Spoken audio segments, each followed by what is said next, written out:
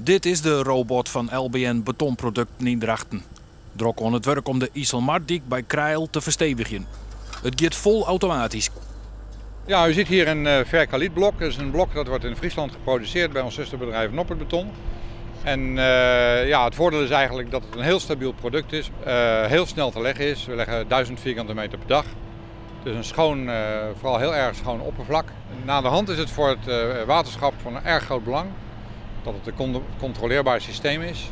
Gewone basaltblokken staan in zo'n split voor de stevigheid. Maar dat split verdwijnt door stormen en golven. Omdat deze blokken in elkaar jekje, ontstaat een stabielere en onderhoudsvriendelijkere beschermlaag voor de dijk. Dit is een interlock systeem. Dat is een totaal nieuw product wat waterdoorlatend is, wat dijkbeschermend is en wat hele hoge golfslag kan beheersen. Het kan dus vlug online worden, maar dan moet je net te volle van dit soort obstakels hebben. Het werk luidt even stil. Doe maar jong. Hop. Deze methode is nieuw van Nederland. In Duitsland luidt al 300 kilometer.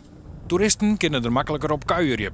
De Waddeneilanden, als je daar dijken maakt, is voor surfplanken en kitesurfers of badgasten een veel aantrekkelijker systeem. In de toekomst kan de robot, maar de machine die te blokken maakt, vaker gebruikt worden. Onder andere voor de Friese zeedijken. En Kamminga die hoopt het nog eens op een klus op een Oorsluitdijk.